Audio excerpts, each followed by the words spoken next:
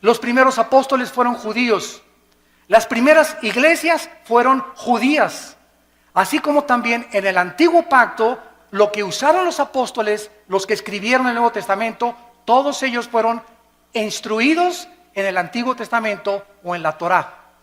Así que tenemos que las raíces del cristianismo se encuentran en el judaísmo. En Hechos capítulo 2 encontramos el primer retrato en la Biblia de lo que es una iglesia cristiana, actitudes que debemos de mantener nosotros también y conservar. Dice Hechos 2:42, y perseveraban en la doctrina de los apóstoles. O sea, los primeros cristianos del siglo I eran discípulos, no eran del domingo nada más, sino que entre semana tomaban estudios con los apóstoles, venían al diplomado, tomaban estudios entre semana, no eran personas de domingo nada más. Los cristianos de domingo nada más son los religiosos, pero no los cristianos. Los cristianos no se conforman con una palabra de Dios el domingo, anhelan, aman, tienen un hambre por la verdad, tienen una pasión que Dios ha encendido en sus corazones como un fuego inextinguible por conocer a Dios. Y si tú no tienes ese fuego que arde dentro de tu vida por conocer a Dios y conocer la verdad, estás muy lejos de llamarte cristiano. Dice la Biblia a continuación que también en la comunión unos con otros, se juntaban unos con otros, comían unos con otros, cenaban unos con otros. Si tú eres cristiano, tus mejores amigos son cristianos. Si tú eres cristiano y tus mejores amigos no son cristianos, no eres cristiano. No significa que no les vas a hablar, pero el cristiano comienza a buscar amistades cristianas que te ayuden a crecer, te identificas con ellos, porque qué comunión hay entre la luz y las tinieblas. Entonces es imposible, ¿verdad?, que una persona que no camine con Cristo pueda identificarse con una persona que camina con Cristo, porque son intereses totalmente diferentes. Dice la Biblia, en el partimiento del pan, o sea, en la Santa Cena y en las oraciones. Estas características eran importantes porque después de que se formó la iglesia, vino la persecución. El mundo dio a Cristo, el mundo crucificó a Cristo, el mundo también tendría que perseguir a los que siguieran a Cristo. Y no ha cambiado las cosas desde hace 20 siglos. Dice la Biblia en el capítulo 7 de los Hechos, versículo 54 al 60. Oyendo estas cosas, se enfurecían en sus corazones y crujían los dientes contra él. Pero Esteban, lleno del Espíritu Santo, puesto los ojos en el cielo, vio la gloria de Dios y a Jesús que estaba a la diestra de Dios, y dijo: he aquí veo los cielos abiertos y al Hijo del Hombre que está a la diestra de Dios. Entonces ellos, o sea, los religiosos, dando grandes voces, se taparon los oídos y arremetieron con él. Versículo 59, y apedreaban a Esteban mientras él invocaba y decía: Señor Jesús, recibe mi espíritu. Y puesto de rodillas clamó a voz: no les tomes en cuenta este pecado, Señor. Y habiendo dicho esto, durmió. Porque de acuerdo a la Biblia, los cristianos no morimos en el sentido de que nuestra existencia cesa. Cuando un cristiano se muere, pasa a otra dimensión. Pasamos a otro plano de descanso eterno de nuestra alma. No dejamos de existir porque somos eternos, porque tenemos al Espíritu de Dios viviendo dentro de nuestra vida. La persecución arreció contra los cristianos. Primero vinieron las advertencias, les prohibimos que prohíban este evangelio. Después los torturaron, comenzaron los azotes y después la muerte. El primer mártir, lo acabamos de leer, se llamó Esteban. La persecución oficial contra la iglesia cristiana comenzó en el año 64 después de Cristo por el emperador romano Nerón. Duró 6 días y 7 noches. Nerón asesinó a 2 millones de cristianos.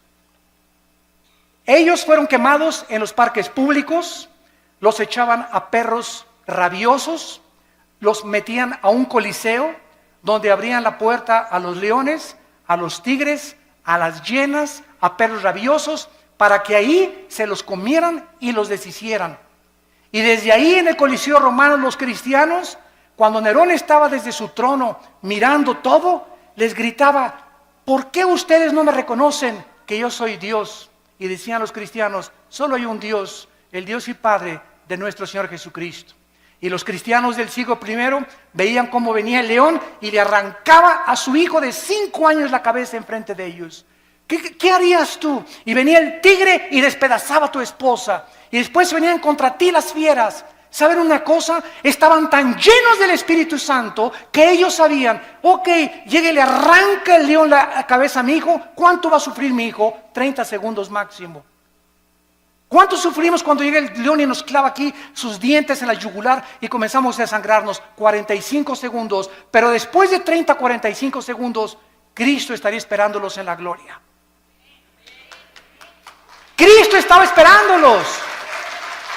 La resurrección de Cristo, el hecho de que supieran que Cristo había resucitado de los muertos, fue lo que les impulsó y lo que les llenó de ánimo y de valor para enfrentarse a la muerte. Y dice en Apocalipsis 12 que le hemos vencido porque menospreciamos nuestras vidas hasta la muerte. Para el cristiano el morir es Cristo y el morir es ganancia. Podemos vivir para Cristo, pero cuando morimos, ¿qué es lo máximo que nos puede pasar? Nos está esperando la gloria por causa de que hemos sido fieles a Dios. Pero los cristianos del siglo XXI, ya no voy a la iglesia porque doña Chencha me hizo caras y me hizo fuchi. Ya no voy a la iglesia porque esta no tiene aire acondicionado. Ya no voy a la iglesia. Los cristianos del siglo XXI parece que fueron hechos de mermelada McCormick. Duermen en camas de seda, carros con aire acondicionado, casas con calefacción. Y ahora, como lo vamos a ver más adelante, ahora hasta los predicadores del siglo XX piden ya hospedarse en hoteles 5 estrellas, a que los reciban a la limusina en el aeropuerto y que les den $500 la noche. Y los cristianos del siglo I, el ejemplo que nos dejaron Pablo en caballo, en azotes, en persecuciones, en trampas. Vean la Biblia, estos eran los cristianos que marcaron y pavimentaron el camino para la iglesia que somos nosotros. Pero nos hemos tan mal acostumbrado, estamos tan consentidos los cristianos del siglo XXI que ya se nos ha olvidado que no solamente fuimos llamados a creer en Cristo, sino que fuimos llamados a sufrir por Cristo también. Dice la Biblia que después de la persecución fueron esparcidos por todos lados y el Evangelio comenzó a expandirse a Europa, a África del Norte y al Medio Oriente. Después se murieron los apóstoles y surgieron los padres de la iglesia, que se llamó los padres apostólicos, en el siglo II y III después de Cristo. Se caracterizaron por comenzar a ser discípulos. Los apologistas defendieron la fe, los polemistas defendieron las herejías, y los teólogos estudiaban la teología para acabar con las herejías que estaban entrando al cristianismo. Ahorita en el cristianismo, en el siglo XXI, yo que estoy viajando por todo el mundo ahora, me doy cuenta la condición tan patética, tan lastimera y tan triste en la que viven la mayoría de los cristianos.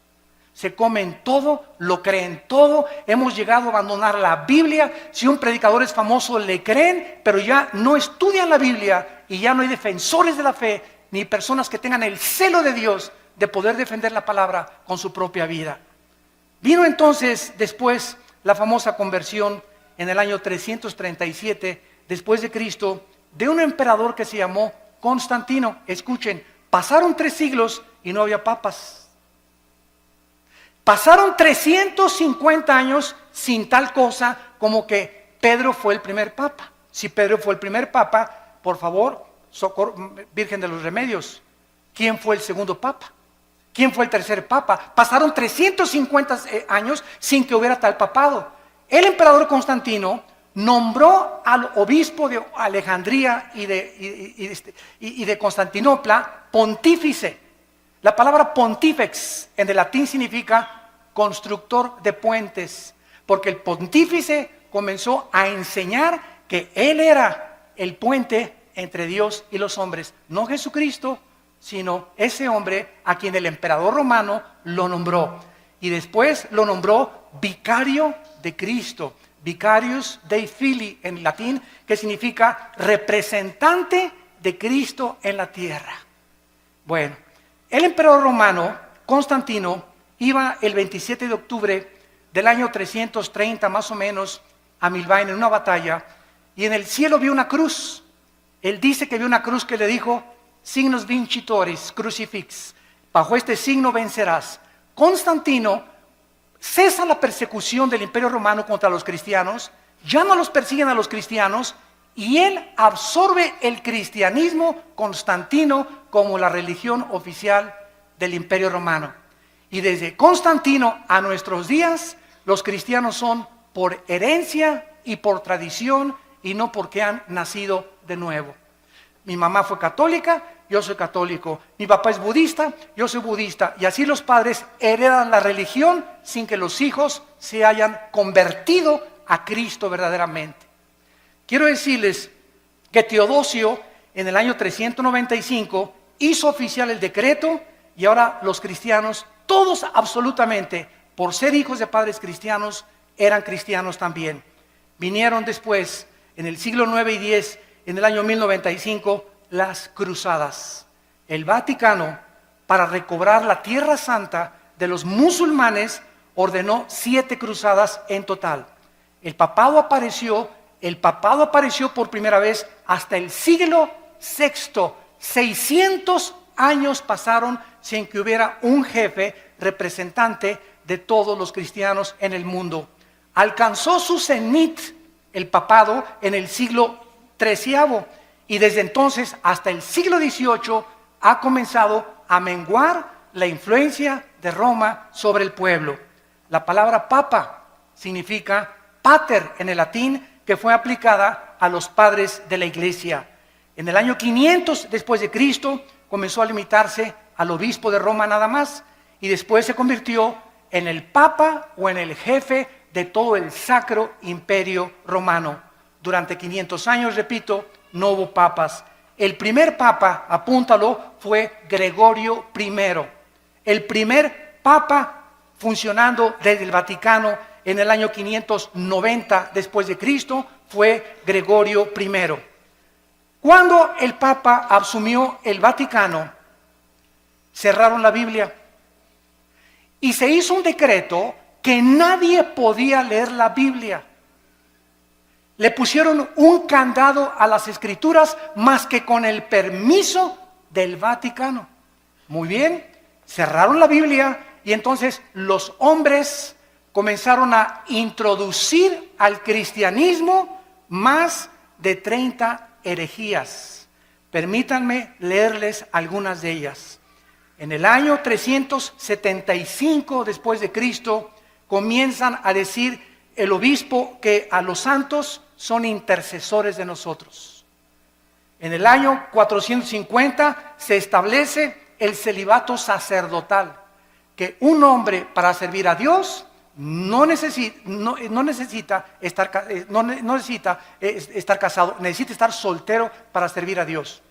De ahí viene el grande problema de la pederastia, que últimamente han culpado a millones de personas y de obispos y cardenales que han protegido a muchos curas que violan a los niños menores de edad. ¿Por qué? Porque los pobres sacerdotes, ¿verdad?, les prohíben casarse y ahorita se calcula que el 80% de los sacerdotes en el mundo tienen una esposa. A escondidas, desde luego, debajo de la cama la tienen ahí guardada. Y la mayoría de ellos tienen hijos también, porque el Vaticano no ha querido entender que la Biblia, en 1 Timoteo capítulo 3, la Biblia ordena que los hombres de Dios es mejor que estén casados. Entonces ese fue un invento que se lo sacaron de la manga, el celibato sacerdotal. En el año 666 viene la extrema unción, que si una persona está agonizando y se va a morir y llega un sacerdote y le ponen el santos óleos, la persona ya no tiene por qué irse al purgatorio, porque se le da la extrema unción. Si una persona se fue un pecador, borracho, parrandero y jugador, pero antes de morir le echan aceite, el sacerdote se salva del infierno. En el año 850 establecieron el agua bendita, que cualquiera que metiera la mano a la pilita y se hiciera el signo de la cruz, ya lo protegían los ángeles. En el año 1190 se comienza a vender la salvación, que el que diera más dinero al Vaticano se le daban 15,000 años de indulgencias en el purgatorio. En el año 1215 1215 después de Cristo, se introduce la transubstanciación, que el sacerdote tiene el poder mágico de tomar una hostia y convertir la hostia en el cuerpo y la sangre de Jesucristo, y que cuando la persona toma la hostia está recibiendo a Jesucristo. Se lo recibe el domingo, se le sale de lunes a sábado y se le vuelve a meter el domingo. Digo, es que si seguimos una línea de lógica elemental, es absurdo, pero ¿cómo es que millones de personas lo han creído? ¿Cómo es posible esto? Es que Cristo estableció la Santa Cena, claro, pero Él no dijo que al recibirlo, lo recibíamos a Él. Él dijo, esto representa mi cuerpo que es partido, hacelo en memoria de mí. Nunca dijo que teníamos que recibirlo a través de eso. Bueno, esta transubstanciación va en contra de todo el libro en el Nuevo Testamento de los Hebreos, donde la Biblia dice que los sacrificios y todas las cosas fueron suspendidas y que en una sola ofrenda Cristo, al morir en la cruz, Él ha pagado por todos nuestros pecados. Después la iglesia introduce la misa con la transubstanciación. ¿Saben ustedes lo que es la misa? Yo le he preguntado con mucho respeto, se los digo, y vuelvo a repetir, estoy hablando la pura historia. La misa, el 95% de los católicos no sabe qué es la misa. Todos dicen que es la Eucaristía o que es la hostia. De acuerdo al Segundo Concilio de Trento, apúntalo, el Segundo Concilio de Trento estableció la misa es la repetición del sacrificio de Cristo por los vivos y por los muertos. Cuando el Padre entra al altar, levanta la hostia, y yo me acuerdo cuando yo fui acólito, me acuerdo todavía del latín, el Padre dice, me introduzco al altar de adeum qualifica juventudes meam, quera mis pea, quera mi idea, quera mi repulistis. Me introduzco al altar de Dios a ofrecer el sacrificio por los vivos y los muertos. En otras palabras, lo que Cristo hizo en la cruz, se lo brincan. Y están matando a Cristo, volviendo a repetir el sacrificio de Cristo por los vivos y por los muertos. Esto es lo que es la misa. Por eso a los cristianos se nos prohíbe en Efesios 5, en 2 Corintios capítulo 6, que no hay comunión entre la luz y las tinieblas. No podemos los cristianos participar de un rito donde están ofendiendo lo que hizo Cristo en la cruz del Calvario. En el año 1303 se declara la peor de las herejías, que fuera de Roma no hay salvación. Que es la iglesia la que salva, no Cristo. La iglesia romana es la única que puede salvar. 1546 se agregan a la Biblia los libros apócrifos, que son más de 11 libros que no fueron aceptados como el canon de los padres apostólicos. En 1860 se declara la infalibilidad papal. ¿Qué significa? Que el Papa no puede cometer errores al hablar ni al dar una encíclica. Lo que el Papa dice es Dios hablando. En 1860 se decretó que la misa, fíjense ustedes, que el Papa es infalible, que no puede equivocarse. Muy bien, pasan aproximadamente como un siglo, 1960 y 61, y el Papa Juan XXIII, un Papa gordito, a mí me caía muy bien porque era muy honesto. El Papa Juan XXIII, por primera vez desde el año 350 después de Cristo, por primera vez en la historia, el Papa Juan XXIII, en 1961, abre la Biblia. Y comienza a leer y comienza a decir, ah caray, ah Chihuahua, cuánto apache. Dios mío, pero ¿qué es esto? Dios mío, pero ¿qué es esto? Dios mío, pero este libro lo hemos abandonado. Y entonces el Papa Juan XXIII manda quitar la misa en latín. Y ya no se da en latín la misa. Ustedes que son de los 50 o que eran niños en aquella época se acordarán que entrábamos a la misa y era en latín. Ahora es en cualquier lado. El Papa Juan XXIII manda quitar las imágenes de las iglesias, porque él se da cuenta que los santos no merecen nuestra adoración. ¿Cómo nos vamos a hincar delante de una estatua? Y manda quitar las estatuas de todas las iglesias. Hay muchas que los siguen todavía llevando porque son iglesias muy radicales. Pero el 80% de las iglesias católicas en el mundo ya no tienen imágenes más que de María de vez en cuando. El Papa se declara infalible. En 1634 se promulga que solo el Papa puede decir quién es santo y quién no es santo en la famosa canonización. Que si una persona se muere, el Vaticano investiga si esa persona nunca rompió un plato. O si esa persona hizo un milagro, para que se le pueda decir que es santo.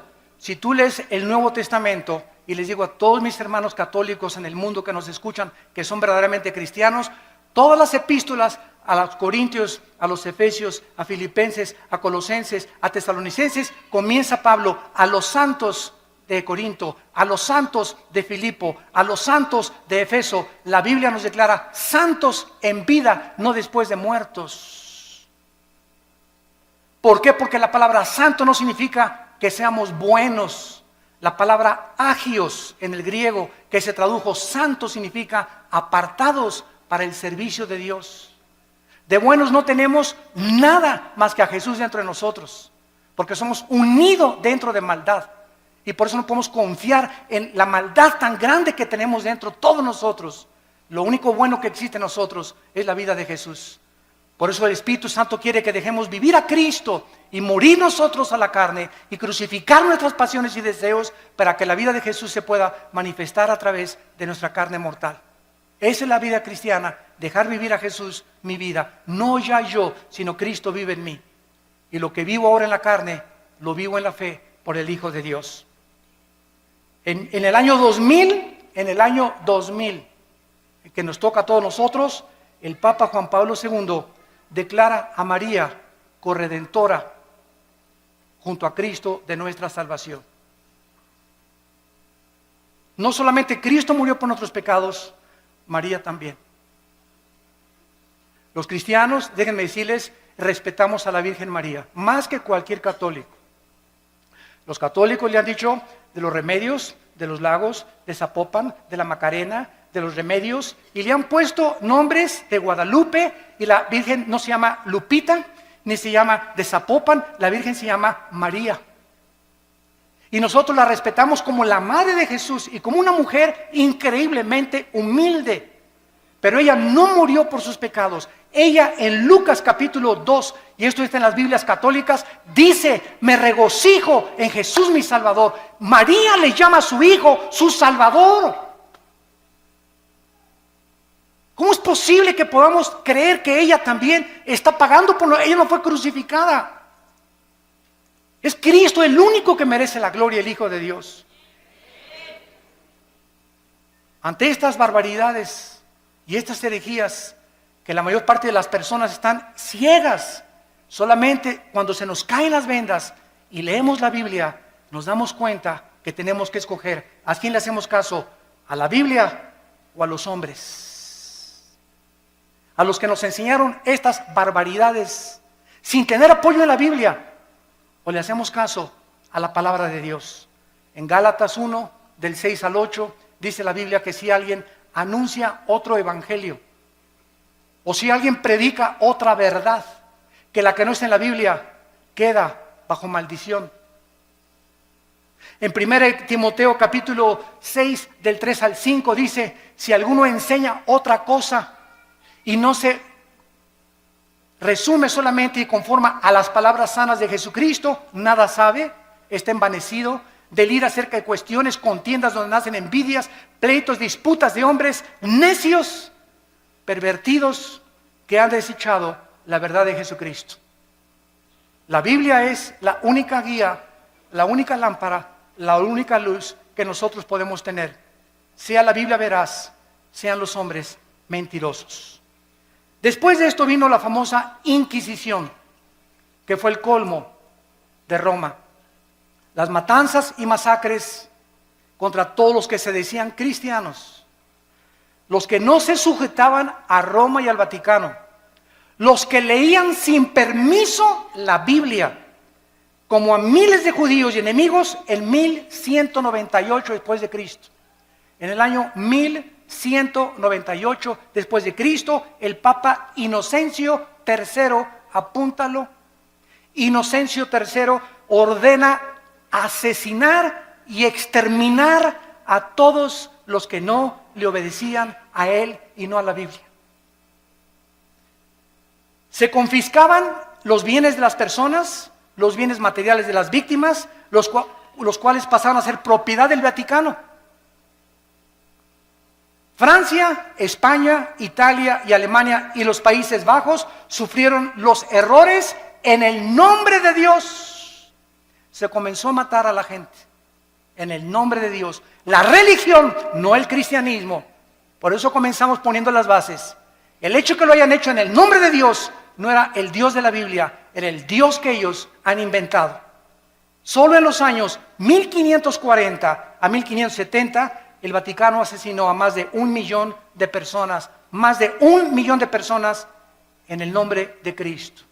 El Vaticano usó la Inquisición para mantener su poder. Y en el siglo XVIII, el Vaticano era el estado más millonario y rico de toda Europa.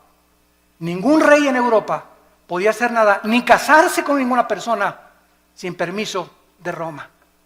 Se convirtieron en dictadores totales de Roma.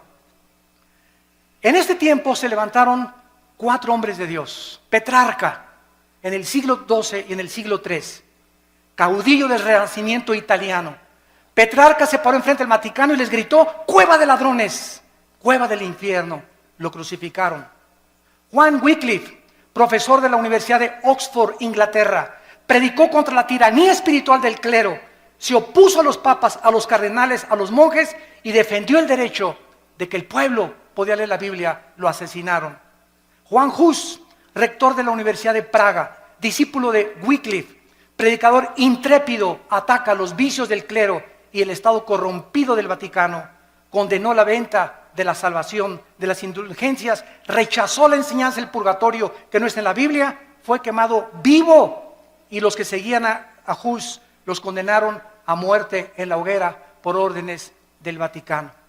Giacomo Savonarola, originario de Florencia, Italia, denunciaba como un profeta hebreo el sensualismo, los vicios y los pecados del Vaticano, porque a los 12 años de edad comenzaron a nombrar papas. Había papas que tenían 12 años de edad, eran niños y los hicieron papas y nombraron a más del 45% homosexuales. Jefes de la iglesia y representantes de Dios en el mundo.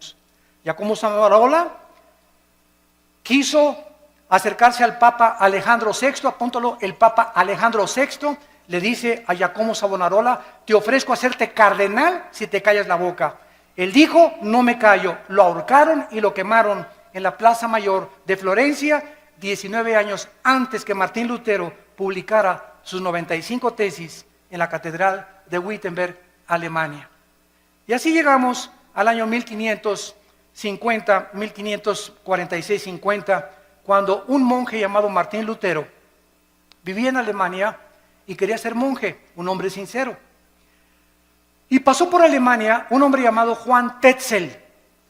Y Lutero oyó desde el convento donde él estaba recluido que este hombre que envió el Vaticano traía una caja y pasó por todas las calles de Berlín y por todas las calles de Alemania anunciando: en el momento que ustedes pongan un chelín en la bolsa que traigo aquí en esta cajita, el Vaticano les va a quitar 5,000 años de purgatorio. Cuando Lutero oyó que el Vaticano estaba vendiendo la salvación, se horrorizó. Y entonces, de alguna manera, una Biblia llegó a sus manos y leyó en Romanos 1:17: el justo por la fe vivirá. No por las obras ni por lo que demos a la iglesia, sino por lo que Cristo hizo en la cruz. Entonces, él se levantó totalmente del monasterio, se salió y fue a la catedral de Wittenberg y escribió Lutero las 95 tesis que decían: esto dice la Biblia, esto dice el Vaticano. Lo clavó en la catedral de Wittenberg en Alemania, pues se armó la revolución. Agarraron las tesis, se las mandaron al Papa, y pues ya saben ustedes, ¿verdad?, que lo mandan llamar a Martín Lutero, y el Papa Sixto IV en el año 1476 había iniciado la doctrina de que se podía comprar la salvación con dinero. ¿Se parece a la iglesia del siglo XXI? Al ratito llegamos para allá. La venta de estas indulgencias era un permiso para pecar. O sea, tú puedes ser adúltero, tú puedes fornicar antes de casarte, pero si das dinero, se te perdonan los pecados. En 1517, Juan Tetzel comenzó a perdonar a todo mundo, y en el 31 de octubre de 1517, Martín Lutero clava las 95 tesis en Alemania. El Papa León X excomulga a Lutero, porque Roma podía mandar al infierno a los que ellos querían. Se llama la excomunión. Y le dijo a Lutero: te damos un mes, Lutero, para que te retractes de lo que acabas de decir. Lutero quemó públicamente la bula papal del Papa, y entonces Carlos V, emperador del Sacro Imperio Romano, Alemania, Austria, España y Países Bajos, invitaron a Lutero para que se presentara y se negara de lo que él había dicho. Lutero llegó y estaban como 100 cardenales del lado derecho, como 100 cardenales del lado izquierdo, y el Papa sentado en su trono. Y le dijo el Papa enfrente de todos el juicio que le hicieron: Martín Lutero, niegas lo que tú escribiste. Y Lutero llegó con la Biblia. Y Lutero dijo: aquí están las Sagradas Escrituras. Si cualquiera de ustedes que están aquí me demuestran con la Biblia que yo estoy equivocado, me arrepiento y niego lo que yo escribí. Nadie se pudo levantar para debatir a Lutero, porque nadie había leído la Biblia en 500 años. Todo era lo que los hombres habían inventado. Lo declararon muerto a Lutero, lo sentenciaron a muerte el Vaticano, y entonces los amigos o los príncipes alemanes le escondieron y le protegieron. En 1529 el Vaticano prohíbe las enseñanzas luteranas y les llama a los que seguían a Lutero protestantes.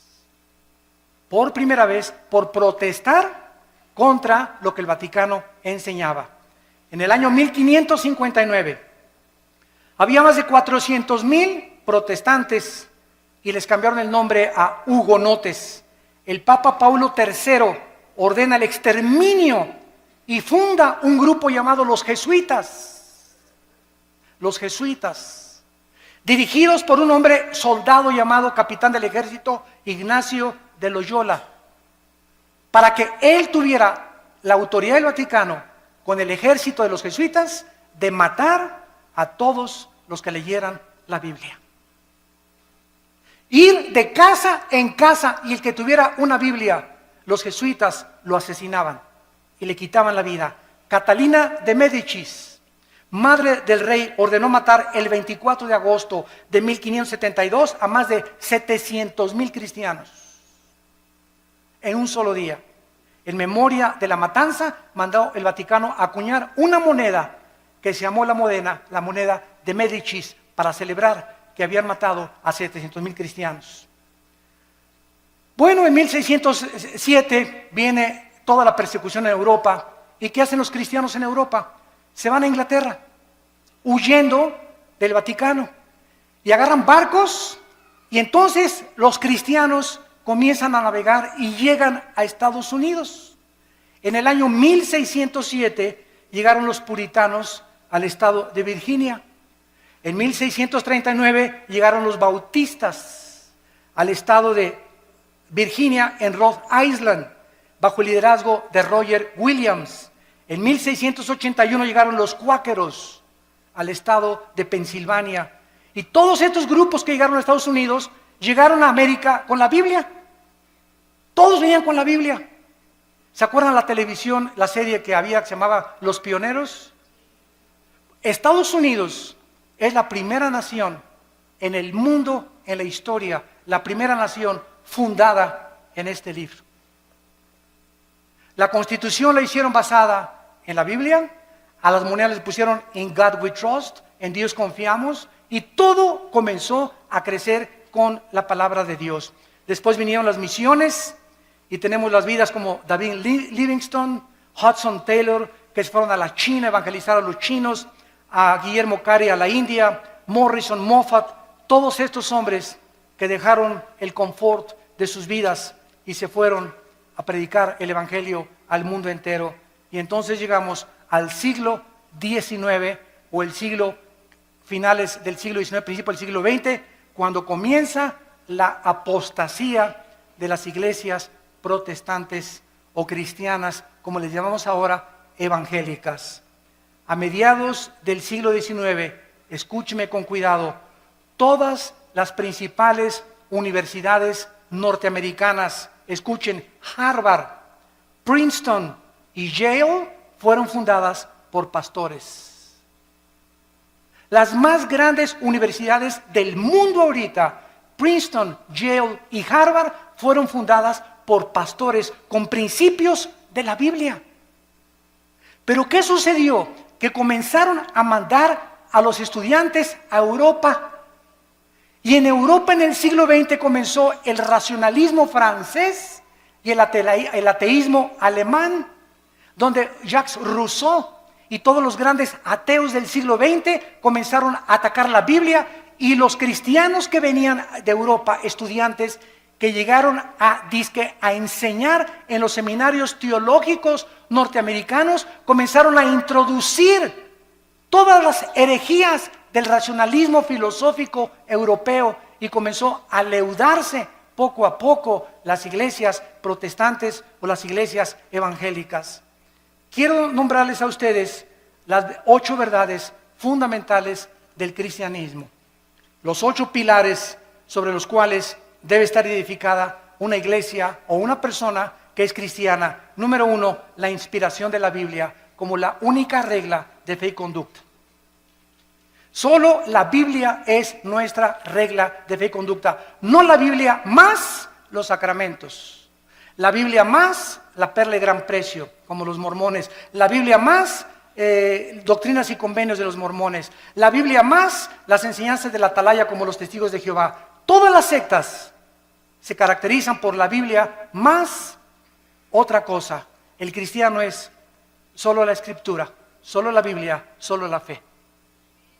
En segundo lugar, el nacimiento virginal de Cristo. Cristo nació virginalmente mediante una virgen llamada María. Número 3, la deidad de Cristo. Cristo tenía 2 naturalezas, la naturaleza humana, que fue la que murió en la cruz, y tenía la naturaleza divina. Jesús dijo, el que me ha visto a mí, ha visto al Padre. Número 4, la doctrina de la Trinidad. El Padre, el Hijo y el Espíritu Santo son la misma esencia, manifestado en 3 diferentes personas. Número 5, la resurrección de Jesucristo corporal. Los testigos de Jehová enseñan que resucitó en gases.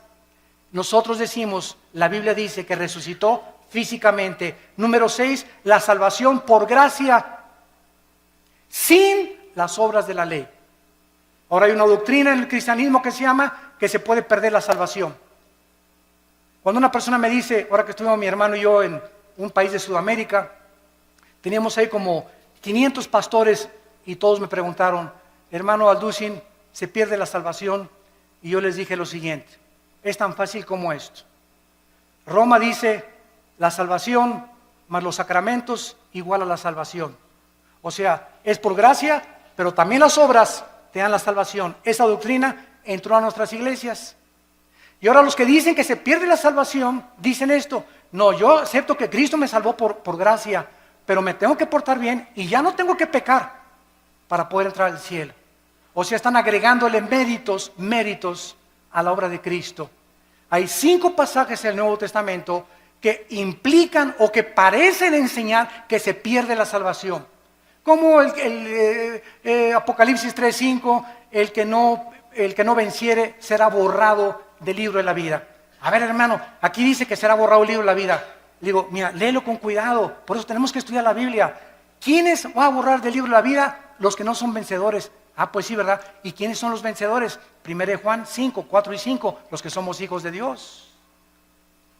Entonces, claro que los somos hijos de Dios, nunca van a ser borrados del libro de la vida. Ah, pues chino, chavieso. Y así comenzamos a ver que cada pasaje que usan para enseñar que se pierde la salvación, lo sacan fuera del contexto y hacen un pretexto de la palabra de Dios. Número 7, la redención es por la sangre de Cristo. no por la misa ni por ninguna otra cosa. Y número 8, necesitamos nacer de nuevo. El ser humano necesita ser regenerado para entrar al reino de Dios. Muy bien, y terminamos con lo que es la apostasía de la iglesia en el siglo XXI. Abróchense el cinturón. Ahora voy a hablar lo que está pasando en las iglesias cristianas. Y que necesitamos nosotros, los predicadores, pasarle la estafeta a nuestros jóvenes, a la segunda generación, y volver a enseñarles a que regresemos a la Biblia otra vez, porque los cristianos del siglo XXI estamos abandonando la Biblia. Y si estamos criticando a Roma que vende la salvación, yo conozco iglesias cristianas que venden la salvación. Ya no tenemos por qué jactarnos ni presumir que somos mejor que el Vaticano. Por eso les dije, les voy a hablar la verdad. Yo conozco iglesias que venden la salvación y predicadores en la televisión que te venden la salvación. Si tú les mandas $50. En 1960-70 comenzó un cura católico en Centroamérica llamado Camilo Torres. Yo admiro a este hombre. Él era sacerdote católico. Él no conocía la Biblia, pero él estaba harto de la pobreza. Y que él no podía cambiar con lo que Roma le decía la vida de toda la gente pobre en Centroamérica, Guatemala, Honduras, etcétera, etcétera. Entonces Camilo Torres, ¿saben lo que hizo? Agarró una AK-47 y formaron grupos armados para poder comenzar a usar el comunismo y a través de la liberación de los estados opresores dictatoriales, quitar la pobreza a la gente. Esto se llamó la teología de la liberación, que fue una mezcla de cristianismo con el comunismo. Y él era un hombre sincero, Camilo Torres. Después encontramos que pasó el tiempo y el cristianismo se comenzó a mezclar con el misticismo de los hindúes y de las filosofías orientales. Comenzamos a darles en los 70s y en los 80s del siglo pasado, a darle más experiencia y más validez a las experiencias místicas. Y se comenzó a propagar la mentira. No vamos a hablar de doctrinas. Las doctrinas nos dividen. Si leemos las cartas de Timoteo, le dice Pablo a Timoteo, predica la doctrina. Y comenzaron a decir, no hablemos de doctrinas, vamos a hablar mejor del amor, porque las doctrinas nos dividen. El pueblo de Dios comenzó a enseñar que si tú no hablas en lenguas, no tienes a Cristo. Que si no hablas en lenguas, no tienes el bautismo del Espíritu Santo. Esto es una herejía. Porque el don de lenguas, gracias a Dios por él, y no estamos en contra de este don. Gracias a Dios los que ustedes tienen ese don. Pero enseñar que si no lo tienes, no tienes al Espíritu Santo, es una herejía. Porque toda la historia de la iglesia, los más grandes hombres de Dios del siglo pasado y del siglo XXI, ninguno nunca ha hablado en lenguas. Entonces no eran cristianos de acuerdo a esta enseñanza. Se comenzó a propagar la risa santa. Y comenzó a decir que era de Dios. Risa santa le llamaron. Y se comenzaron a tirar al suelo, muertos de la risa. Y comenzaron a filmarlos todos los enemigos del evangelio. Y comenzaron ya en el suelo a ladrar como perros. Comenzaron a ladrar como animales. Después vino el vómito santo. Es santo. En la iglesia, enfrente de todos, que porque lo que salía era el bautismo del Señor. Después comenzaron a mandar por la televisión trapos ungidos. Quiero decirles que si me mandan $100, este trapito se ungió con aceite de Israel. A mí qué me importa que haya sido con aceite de Metepec. El aceite del Antiguo Testamento no era el santo, representaba la unción. No había nada del aceite que fuera santo. Era el símbolo que él representaba nada más. Y ahora la gente, porque este es aceite de Jerusalén, ya tiene más validez que el aceite de olivo o que el aceite que hacen en cualquier otro lado. Y comenzaron a ungir trapos, pero el predicador era famoso. Y como yo soy famoso, te mando el trapito, mándame $50 y lo pones bajo tu almohada y te quita el dolor de cabeza. O te va a proteger de los demonios. O si me mandas $100, alejaré las maldiciones de tu casa. O si haces un pacto conmigo, tu hijo se va a aliviar y tu esposo va a regresar que te abandonó. Todas estas son herejías, son blasfemias. de la palabra de Dios, que tenemos que combatirlas, aunque nos cueste, como lo hemos dicho antes, nuestras propias vidas, nuestros propios intereses. Yo se los digo, a mí me han prohibido tantas cosas y tantas iglesias y tantos países la entrada. El hermano, yo tengo ya mi foto en casi todos los países, como persona no grata a las iglesias carismáticas, porque tienen miedo de que hablemos la verdad, por las barbaridades en las que se han metido. También se ha comenzado a enseñar, aparte de las lenguas, la risa santa, el vómito santo, contorsiones, y comenzó también comenzaron las apariciones hace 10 años, que estaba cayendo del cielo oro y piedras preciosas. Polvito santo del cielo, está cayendo oro. Hermano, míreme las manos, es diamantina, menso. Alguien se contó cuánto el ventilador le puso diamantina, burro. Me está cayendo oro del cielo. ¿Quién puede imaginarse que Dios le va a mandarnos oro del cielo? Dice Proverbios, busque la sabiduría más que las piedras preciosas. Increíble. Dios me parchó la muela y tengo ya un tapón de oro, hermano. A Dios te pone una muela nueva, menso. No te pone un parche ni te la tapa. Dios hace las cosas nuevas totalmente. Todas estas cosas han entrado a la iglesia y el pueblo las ha aceptado por no conocer la palabra de Dios. Y luego también en las reuniones. Y voy a iglesias y yo les digo a mis pastores, denle un zape en la cabeza atrás de esa persona. Es que estoy bajo la influencia del Espíritu Santo. Espérame tantito, lee 1 Corintios 14. El espíritu del profeta está sujeto al profeta. Entonces, no hay tal cosa como que alguien pierde el control y comienza como alambre eléctrico así en la cabeza, ¿verdad? Que lo lleven al manicure. Que venga el psiquiátrico por él. Pero esa persona no tiene el Espíritu Santo y está solamente haciéndose ese panchote que está haciendo la iglesia para que la iglesia vea que el hermano tiene el Espíritu Santo. ¿Qué le interesa al Espíritu Santo que estás como alambre eléctrico? En 1 Corintios 14 dice la Biblia, hermanos, dice Pablo, les suplico que en la iglesia no hablen en lenguas. Y si alguno quiere hablar en lenguas en la iglesia, que sea 1, 2 o 3 por turno, nunca todos al mismo tiempo. Y además que uno interprete, y si no hay intérprete, cállate y habla en chino mejor. Pero llegaban a las iglesias y todos, pero todos estaban llenos del Espíritu Santo. Hermanos, un cántico nuevo. Y comenzaron todos. ¿Cuál cántico nuevo? Ni que 8 cuartos. ¿Cuál cántico nuevo? El cántico nuevo en los salmos es algo que sale de Dios, inspirado con nuestra mente de por medio. Nunca caemos en el misticismo oriental, que pierdo el contacto con la realidad y me tomo un espíritu y me comienzo a hacer así, o comienzo a dar cosas que eso no son cosas de la palabra de Dios. Todo este misticismo entró a la iglesia y hemos llegado a la brujería. He visto programas de televisión donde un pastor agarra un bote de agua y dice que lo convierte en la sangre de Cristo. Y voltea el bote de agua, ¿verdad? Y se voltea por atrás y le echa de esa cosa, ¿cómo se llama? El polvo con el que hace ¿cómo? Kool-Aid. ¿Lo pueden creer? Otra señora en la televisión hace poco pasó y dijo, fórmense aquí los de $1,000 y aquí los de $500. Y agarró un billete y lo pegó aquí en el oído. El dinero habla. Ahora aquí los de $1,000 y aquí los de 500. Y se ve en el video, lo pueden ustedes ver, se ve en el video. Pasa una señora con unas alhajitas y esta predicadora es mujer. Agarra las alhajitas y le dice, no, esto no vale $100, vete.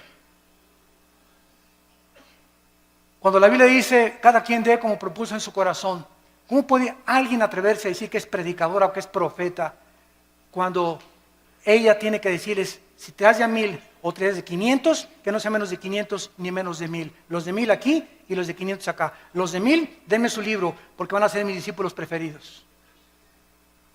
A eso está llegando la iglesia cristiana y todos están como mensos, creyéndose todo, comiéndose todo, y ya no hay discernimiento absolutamente de la palabra de Dios. Y ahora viene también la teología de la prosperidad. Virgen de la Macarena.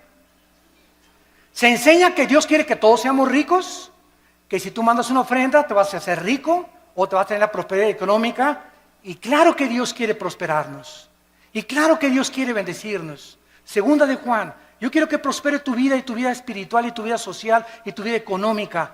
Pero nunca se predica el precio que hay que pagar para esta bendición de Dios. Y es la santidad. No es mandar para que Dios me dé. Comenzamos a vender y comenzamos a hacer negocio con Dios. Es como los famosos pactos, ¿verdad? Los pactos ya se acabaron. A Dios le haces promesas, los pactos los inicia Dios. Ya no hay ninguna cosa que un hombre haga pactos con Dios. Hacemos los pactos nosotros, ya estamos bajo el pacto de sangre y ese pacto es incondicional. Ya no hay ningún otro pacto que hacer más que obedecer las Sagradas Escrituras. Cobrar por predicar. Me hablan el otro día de un país de Sudamérica. Hermano Alducin, lo invitamos a una cruzada aquí. Sí, con mucho gusto voy a orar. ¿Cuántos van a ser sus honorarios? ¿Cuánto van a ser sus honorarios? Me preguntan muchos pastores que nos están oyendo por televisión también. ¿Cómo que cuántos son mis honorarios? Pues sí, hermano, es que los predicadores que hemos invitado nos cobran $500 la noche con traje oscuro, con traje azul. Si quieren que llore, $50 más. Da risa, ¿verdad? Pero es la verdad. Que los recojamos en limusín, de desayuno, queso, cottage con uvas nada más, con agua de una tal marca, que los transportemos en helicóptero, y el que trae avión, que le paguemos $10,000 para la gasolina del avión. O sea, el hermano viene nomás 3 días y le pagan la gasolina de un mes. Y les digo a los hermanos pastores, esos son mercenarios del Evangelio. Mercenarios del Evangelio, blasfemos del Evangelio. Dice 1 Corintios capítulo 9. Versículo 16, 1 Corintios 9, 16. Si anuncio el Evangelio, dice Pablo, no tengo por qué gloriarme. Me es impuesta necesidad. Y ay de mí si no anunciar el Evangelio. Por lo cual, si lo hago de buena voluntad, recompensa tendré. Pero si de mala voluntad, la comisión me ha sido encomendada. ¿Cuál es mi galardón? Que predicando el Evangelio, presente gratuitamente el Evangelio de Cristo. ¿Qué me dicen los hermanos? Bueno, ¿qué nos pide entonces, hermano Alducin? Miren, pues págame el avión y un hotel, no importa si es una estrella. Ahora que fui a Guatemala estuve en un hotel, ¿verdad? De una estrella, creo que el ventilador casi me cae en la cabeza. Anduve 2 veces en burro y en caballo. No había ni en qué transportarme al estadio donde fue la cruzada de casi la mayoría indígenas. Imagínense ustedes, ¿somos mejores que Cristo y que Pablo nosotros? ¿Qué pastores pirruration y qué nada? Exigir esas cosas, ¿cómo es posible? Que hemos llegado a ese grado. Nos hace llorar, nos hace hervir de enojo con una ira santa contra la palabra de Dios. Lo que han hecho estos hombres y que están aceptándose como algo normal, porque lo peor de todo es que ya es algo normal. Se está aceptando igual ya, los músicos igual, $15,000 si quieren un concierto. Oiga, pues que nadie se pague la vez, pues junten dinero y que los mande a su iglesia. Nunca el cantante o el predicador es un negocio, es un ministerio llamado por Dios. Yo les digo a los hermanos, páganme el avión y el hotel, si me quieren acostar en el suelo, una cama de piedra, una cama de piedra. ¿Por qué acepto la invitación? Porque oré y Dios me quiere mandar a ese país. Y sabe una cosa, si ustedes me quieren dar una ofrenda, dénmela. Y si no me quieren dar una ofrenda, no me la den, porque yo no voy por ustedes, yo dependo del Dios Altísimo que está en el cielo.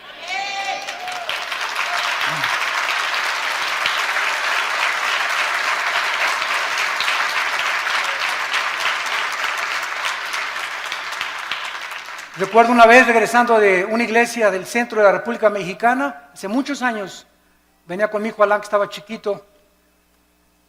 Tuve 8 días predicando en una cruzada, en una ciudad, me reservo el nombre, y también los hermanos no me dieron ni para la gasolina. Tenía una combi vieja en aquel tiempo. Cuando pasábamos, Alan y yo tuvimos que empeñar nuestros zapatos que traíamos y el reloj que traía para pagar la caseta y regresar a casa. No me dieron ni para la gasolina y los bendije. Y no guardé rencor contra ellos. A los 3 días me llegó un cheque por el triple lo que me hubieran querido dar. Nuestra provisión. ¿De dónde viene nuestro socorro? ¿De dónde? Acuérdate de eso. Acuérdense de eso, predicadores que me están escuchando. Nuestro socorro viene de arriba, no de los hombres, ni el aplauso de los hombres también. Y finalmente, Y finalmente hemos llegado ya al final del siglo XXI, donde ahora la última herejía se llama el ecumenismo. Predicadores cristianos están permitiendo que ministros católicos, budistas o de otras religiones ocupen los púlpitos cristianos. Estamos uniéndonos, dizque para que todos seamos uno. Espérame tantito, podemos ser unos mediante la verdad. No, el amor sin la verdad no es amor, es pasión y es solamente algo que brota de la carne. Es que mis hermanos católicos, mis hermanos mormones, espérame tantito, dice la Biblia que hermanos somos los que tenemos a Cristo. No le llames hermanos a cualquiera, todos somos criaturas de Dios, pero a los que le recibimos nos dio la potestad de ser hechos hijos de Dios. Así que discúlpame, pero no eres mi hermano, eres mi hermano si tienes a Cristo en tu vida. Y esto es lo que nos muestra la palabra de Dios. Yo soy el camino, dijo Jesucristo, yo soy la verdad y yo soy la vida. No hay ningún otro nombre dado bajo el cielo a los hombres en que podamos ser salvos. Hermanos en Cristo y los que nos ven por la televisión, es hora de regresar a la Biblia. Es hora de volver a desenterrar estas verdades escondidas que están siendo pisoteadas y aceptadas por el mundo entero. Aunque seamos desechados y rechazados, porque los hombres de Dios al final quedan solos en su vida. ¿Somos más grandes que Cristo? Abandonado por todos los discípulos. ¿Somos más grandes que Pablo? En una prisión en Roma, Pablo me abandonó. Alejandro, el calderero, el único que tenía era Timoteo. ¿Dónde están todos los que sané, dijo Cristo en la cruz?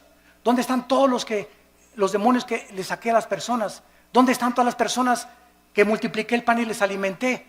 Cristo murió solo en la cruz. ¿Somos mejores que Él?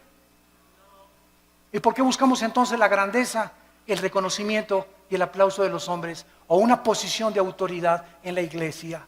No busques grandezas, dice el profeta Jeremías. Busca a Jesucristo con todo tu corazón, con todas tus fuerzas y con toda tu alma, porque es el más grande mandamiento de todos.